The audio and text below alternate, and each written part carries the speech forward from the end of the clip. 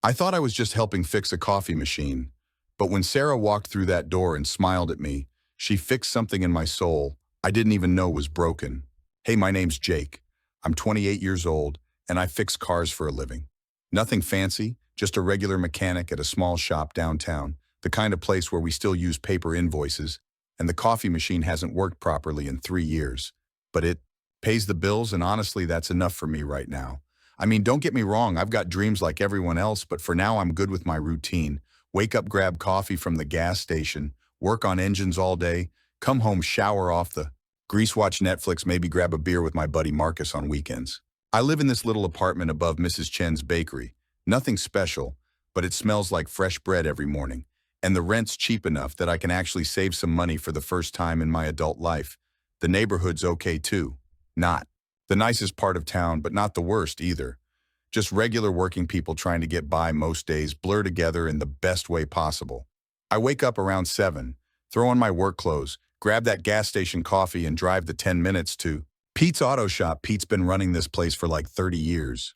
The guys at the shop are good people. Marcus has been my best friend since we started on the same day 4 years ago. Danny's the oldest guy there, probably in his 50s, and he knows everything about engines. And then there's Pete himself, who's basically everyone's dad. Even though he tries to act all tough, it's a good crew. And after bouncing around different jobs for years, it feels good to have stability. I wasn't always into cars, actually grew up thinking I'd do something completely different. But life had other plans. My dad left when I was 16 and money got tight real fast. So after graduating high school, I started working whatever jobs I could find until I discovered I had a talent for fixing things. My social life isn't anything crazy. Marcus and I grab beers most Friday nights. Sometimes we'll catch a game at Murphy's bar down the street. Weekends are usually pretty low-key. Sleep and do laundry. Maybe work on my own car if it needs something, I know. That probably sounds pathetic to some people, but after years of drama and uncertainty, there's something really appealing about boring weekends where the biggest decision is whether to order pizza or Chinese food. I guess what I'm trying to say is that my life was simple and I liked it that way. But you know how life is, right? When you get comfortable, that's usually when everything changes. The coffee machine at Murphy's had been acting up for weeks, making these weird grinding noises and producing what could generously be called coffee-flavored water.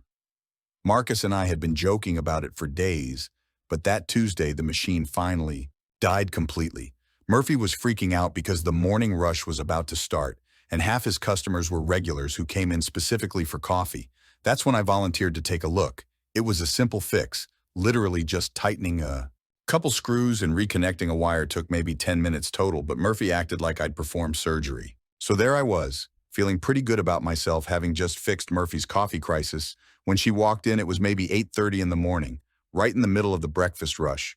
But somehow the noise and chaos of the diner just seemed to fade into the background when she came through that door. She wasn't dressed up or anything.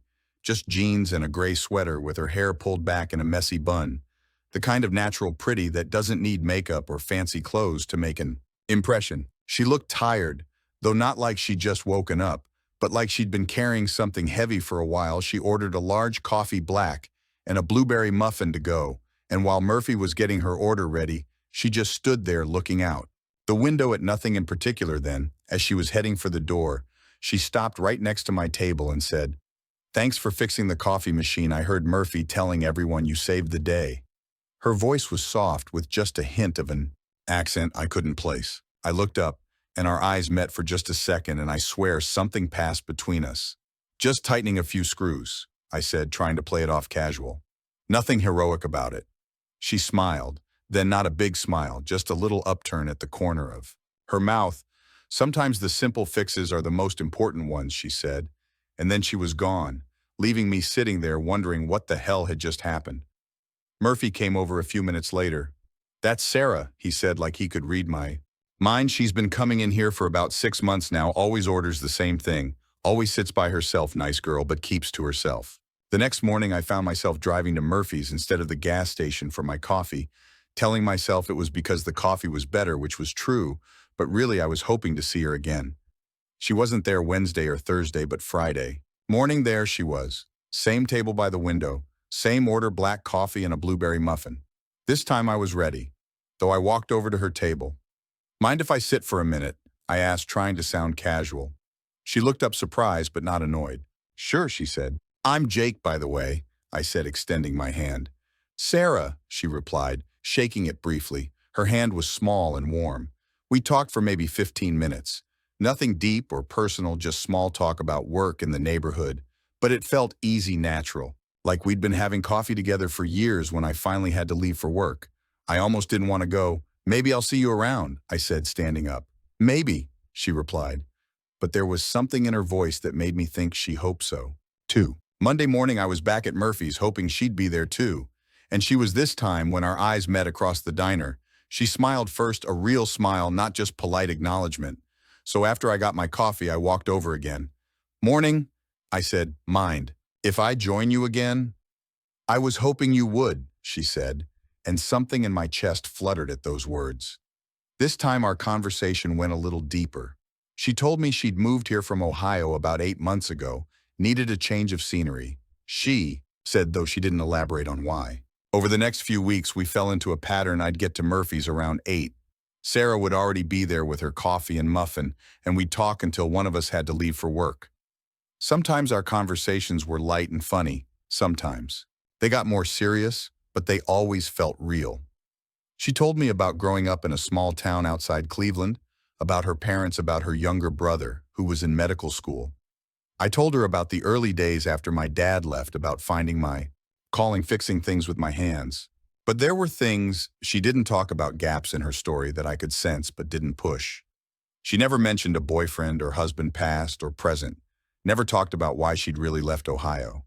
Never explained that tired sadness that still sometimes flickered across her face. About 3 weeks into our coffee routine, Sarah mentioned that her laptop was acting up.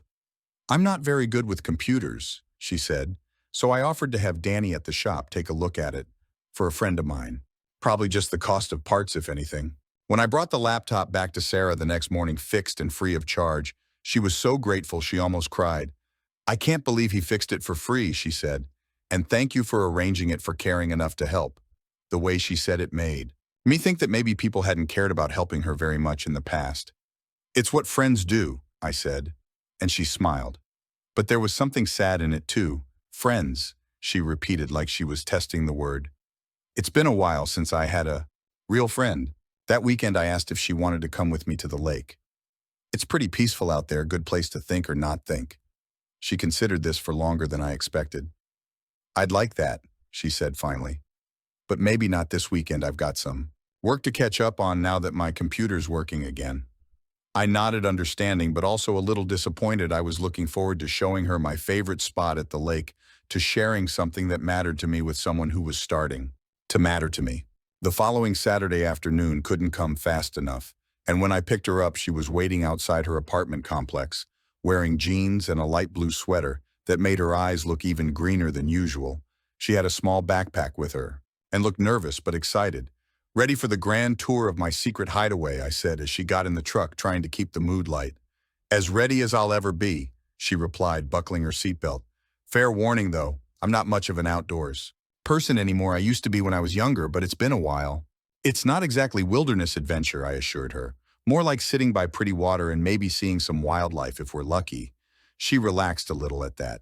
That sounds perfect, actually. I think I need some peace and quiet. There was something in her voice that made me think she'd been dealing with more stress than she'd let on. The drive out to the lake took about 25 minutes, and we talked easily the whole way. She asked about my truck, which was a beat-up Ford Ranger that I'd bought for $300 and spent 2 years fixing up in my spare time. I told her about all the work I'd done on it, the engine rebuild, the new transmission, the paint job that wasn't quite professional quality, but looked pretty good from 10 feet away. She seemed genuinely interested in the mechanical details, which surprised and pleased me. Most people's eyes glazed over when I talked about cars. There's something satisfying about fixing up something old instead of just buying new, she said, as we turned onto the gravel road that led to the lake. Exactly, I agreed. Plus, this truck has character now. It's got stories. Every dent and scratch means something. We parked in the small gravel lot, and I led her down the walking trail. It was only about a quarter-mile through mixed woods, mostly oak and maple, with some pine scattered throughout. The trail was well maintained, but not crowded. We only passed one other couple the whole way, and they were heading back toward the parking area. As we were arriving, the clearing opened up suddenly, and there was the lake maybe 2 miles across, surrounded by trees, with a small sandy beach and several fallen logs that made perfect benches. It was exactly as beautiful as I'd remembered, maybe more so because I was seeing it through Sarah's eyes. "Oh, wow, this is beautiful, Jake. Why isn't this place packed with people?" Sarah said, stopping at the edge of the clearing. "Most people don't know about it," I said. "It's not marked on any tourist maps, and the road isn't obvious unless you know where to look. Plus, it takes a little effort to get here, and most people want their nature served up with parking lots and gift shops." We walked down to the water's edge and sat on one of the larger logs. The afternoon sun was warm on our faces, and the only sounds were gentle waves lapping at the shore and birds singing in the trees behind us. "You're right, this is perfect," she said, closing her eyes and tilting her face toward the sun.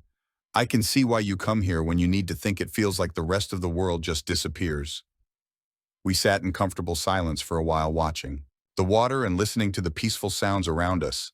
I pointed out a great blue heron standing motionless in the shallows about 50 yards away, waiting patiently for an unsuspecting fish. "He'll stand there for an hour if he has to," I said. "Patience of a saint." "I used to be like that," Sarah said unexpectedly. "Patient, I mean, I could wait for things to work out, wait for people to change, wait for situations to improve." There was something wistful in her voice, something that suggested patience hadn't always served her well. "What changed?" I asked gently, keeping my voice soft and non-judgmental. She was quiet for so long I thought she might not answer, but then she started talking slowly at first, then with more confidence, like she'd been holding these words inside for too long and they needed to come out. "I was married," she said, looking out over the water instead of at me, "for 6 years to a man I thought was my best friend, my partner, my future. We met in college, dated through senior year, got married right after graduation, moved to Cleveland because he got a good job offer.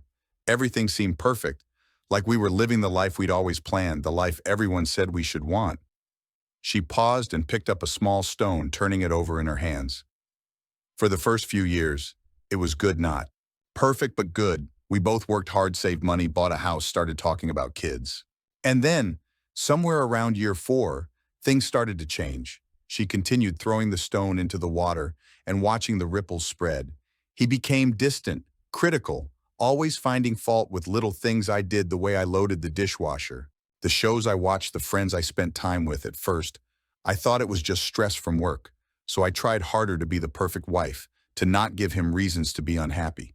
I stopped seeing friends he didn't like, stopped watching shows he found stupid, stopped doing things that apparently annoyed him without me even realizing it." She picked up another stone, this one larger, and threw it harder, making a bigger splash.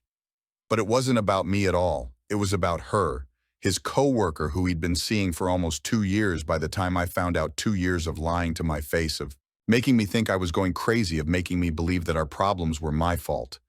2 years of me bending over backwards to save a marriage that was already over without me knowing it." Her voice was steady, but I could hear the pain underneath it, the betrayal that still stung even after all this time.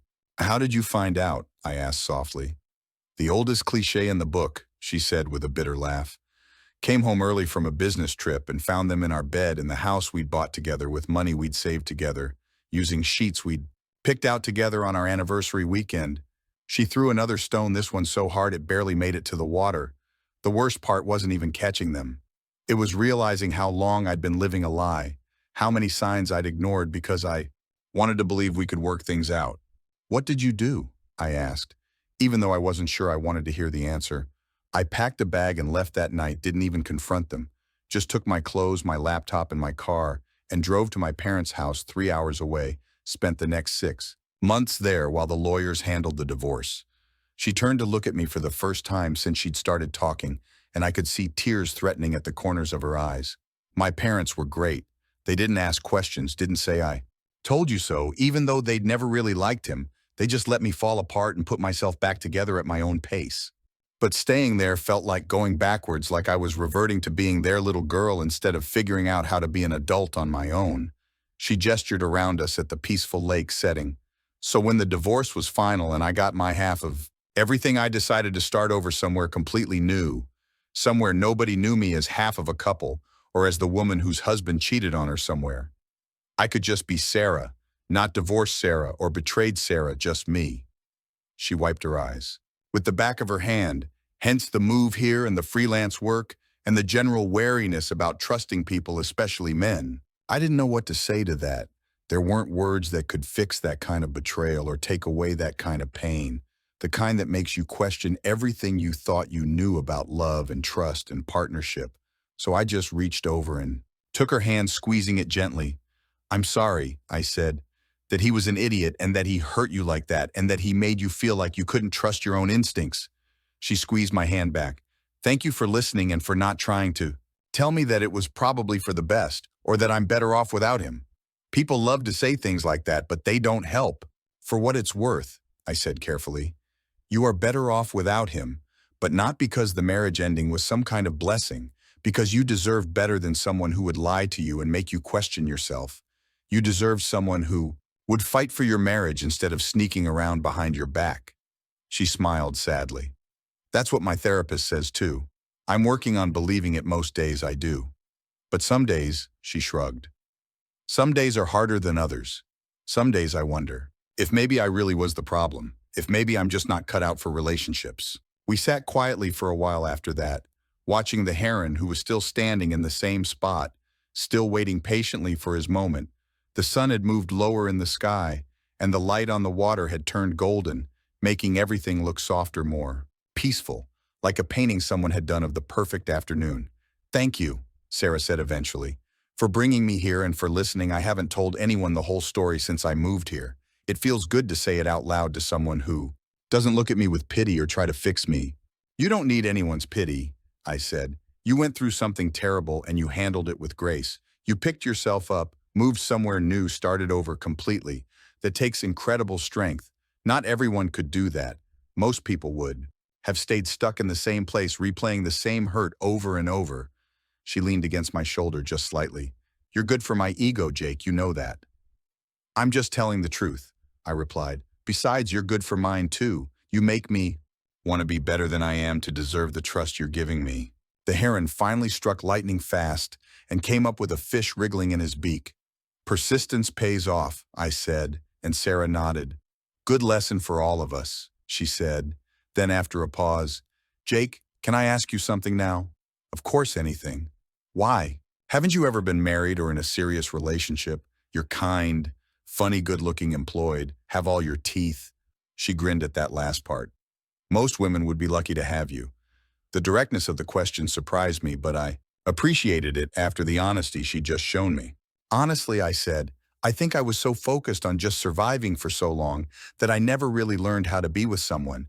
I mean, really be with them, not just dating or casual stuff, but the real thing, the compromise and communication and planning a life together." I picked up my own stone and threw it into the water, watching it skip twice before sinking. I watched my parents' marriage fall apart when my dad left, and then spent years bouncing around trying to figure out who I was and what I wanted, and by the time I felt stable enough for something serious, I'd gotten pretty set in my ways. Plus, I continued, I think I was waiting for something that felt right, you know, not just convenient or expected, but actually right, like the person I was with made me want to be the best version of myself, instead of just comfortable.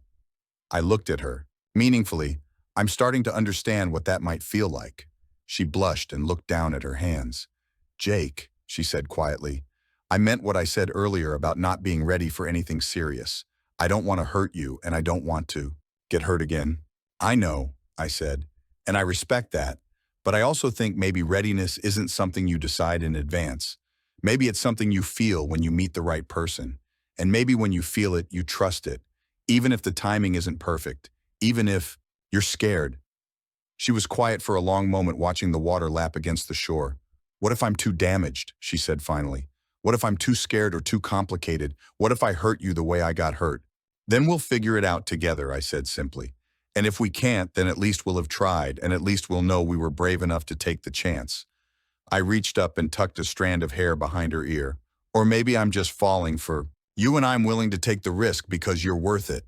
Her breath caught, and for a moment I thought she might pull away, but instead she leaned closer, her eyes searching my face like she was trying to memorize it.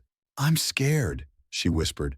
"I know," I said, But I'm not going anywhere, Sarah, not unless you tell me to, and even then I might argue about it a little. She laughed softly at that, and then she kissed me soft and tentative at first like she was testing the waters. But when I didn't pull away, she deepened it and suddenly we were holding each other, like we'd been waiting our whole lives for this moment. When we finally broke apart, we were both breathing hard. That was, she started. Yeah, I finished. It was, we stayed at the lake until the sun started to set, painting the sky in shades of pink and orange and purple, like nature was putting on a show just for us. The drive back was quieter, but not awkward, more like we were both processing what had happened. What it meant where we went from here. When I walked her to her apartment door, she turned to face me, and I could see something had shifted in her expression, something softer, more open. I'm still scared, she said, but I think I want to try this with you. I think I want to see what happens when I stop running from good things. No pressure, I said, taking her hands. We'll go as slow as you need. We'll figure it out as we go. There's no timeline, no expectations, just us seeing where this leads. She smiled and kissed me again, quick and sweet. Thank you for today, for everything. For listening, for not judging, for being patient with me. Thank you for trusting me with your story, I replied, and for giving us a chance. She squeezed my hands. Good night, Jake. Good night, Sarah, sweet dreams. And as I drove home, I couldn't stop, smiling, feeling like my whole world had just shifted on its axis. The next few weeks were like living in a different universe. Suddenly everything had color and music and possibility. Sarah and I still met for coffee every morning, but now there were also dinner dates and movie nights and long walks around the neighborhood. We took things slow like I'd promised, but every day brought us closer together. She started staying over occasionally, at first just falling asleep on my couch during movie marathons, but eventually graduating to sharing my bed, waking up next to her felt like the most natural thing in the world. She fit into my life seamlessly. Marcus loved her immediately, declaring her the best thing that ever happened to my grumpy friend. Danny treated her like a daughter, always asking about her work and making sure she was eating enough. Pete even emerged from his gruff exterior to tell me privately that she was a keeper and that I'd better not screw it up, which, coming from Pete, was basically a marriage blessing. Even Mrs. Chen started leaving extra pastries by my door with a note that said, "For you and your lady friend." But it wasn't just how she fit with my friends and my world, it was how she made me want to be better. I started reading the books she recommended, discovered that I actually enjoyed literary fiction. When it was filtered through her enthusiasm, I helped her set up a proper home office in her apartment, installed better lighting and a comfortable desk chair that didn't hurt her back.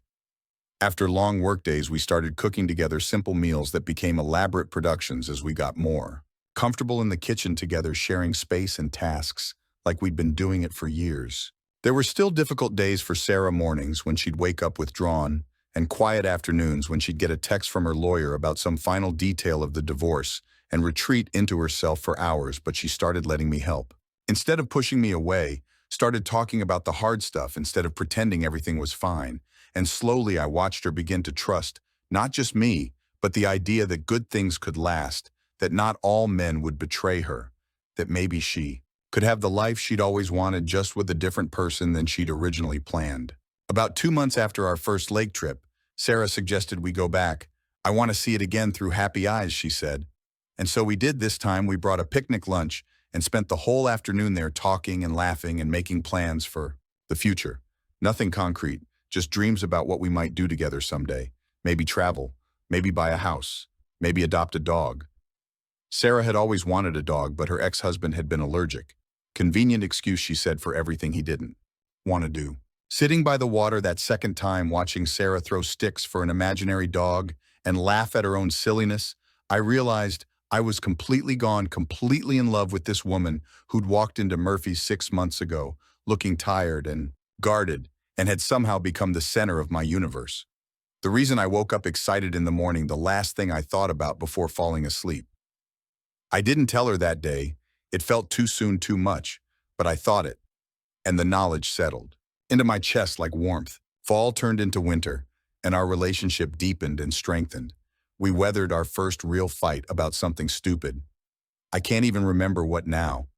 Maybe whose turn it was to do dishes, or whether we should watch a comedy or a drama. But instead of storming off or shutting down, we talked it through, figured out how to communicate better, how to give each other space when we needed it, how to come back together stronger than before we celebrated Thanksgiving with my makeshift family at Pete's house and Christmas with Sarah's parents who drove down from Ohio specifically to meet me. We like him, Sarah's mom told her while I was helping her dad fix a squeaky door hinge. He's good for you, honey. You look happy again, really happy, not fake happy, but genuinely content. Her dad was more direct. He's solid, he said, shaking my hand. Firmly later, treats you right. From what I can see, that's all that matters to me. Their approval meant more to me than I'd expected, especially knowing how they'd witnessed Sarah's pain firsthand, how they'd watched her rebuild herself from scratch. By spring, we were talking about moving in together, not rushing into anything, but acknowledging that we were spending every night together anyway, and paying for 2 apartments seemed wasteful. Besides, Sarah said, I want to wake up next to you every morning, not just the nights when one of us remembers to pack an overnight bag. We found a little house about halfway between Murphy's and Pete's shop, with a big kitchen and a small backyard, perfect for that dog we kept talking about getting a place. That felt like home the moment we walked through the door. The day we moved in together officially felt like a celebration. All our friends showed up to help. Marcus and Danny carried furniture, while Pete supervised and pointed out everything we were doing wrong. Sarah's parents drove down again with a housewarming gift, a beautiful wooden cutting board that her father had made himself for all those cooking adventures, her mother said, hugging us both. We're so happy for you kids. You deserve this happiness. That night, after everyone had gone home, we were surrounded by boxes, eating takeout Chinese food on the floor because we couldn't find the plates. Sarah looked at me across the chaos of our combined lives and said, This feels right, Jake. This feels like home. It does, I agreed. But you know what makes it feel like home? What? She asked, leaning against a stack of boxes. You, Sarah, you make anywhere feel like home. She crawled across the chaos of moving boxes and kissed me. I love you, she said against my lips, the first time either of us had said those words out loud. I love you too, I replied, more than I ever thought possible. And we made love that night, surrounded by the boxes of our future. 6 months later, I proposed, not at some fancy restaurant or exotic vacation spot, but in our backyard on a Sunday morning while we were drinking coffee and reading the paper, and our new dog Rex, a rescue mutt who looked like he might be part German Shepherd, part Golden Retriever, was chasing squirrels that he had no hope of catching. Sarah, I said, putting down my newspaper section, marry me. She looked up, startled, coffee cup halfway to her lips. What? Marry me, I repeated. I know it's not romantic. I don't have a ring yet, and I'm wearing yesterday's t-shirt, but I can't wait another second to ask you to be my wife. She stared at me for a long moment, tears starting to form in her eyes. Jake, are you serious right now? Completely serious, I said, getting down on one knee right there in our pajamas in our messy backyard. I want to marry you. I want to build a life. With you, I want to grow old and cranky together. I want to fight about whose turn it is to take out the trash and make up by cooking elaborate dinners together. I want all of it. Sarah, the boring everyday stuff and the big adventures and everything in between. I want it all with you. She was crying now, but smiling too. Yes, she said. Yes, of course, yes, you ridiculous, wonderful man. And she launched herself at me, nearly knocking us both over. Rex came running over, thinking it was some kind of game, and before we knew it, we were all tangled up together on the grass, laughing and crying. We got married 8 months later in the same backyard, surrounded by everyone who mattered to us. And as we said our vows, I thought about that broken coffee machine that brought us together. Sometimes the biggest changes really do come from the smallest moments.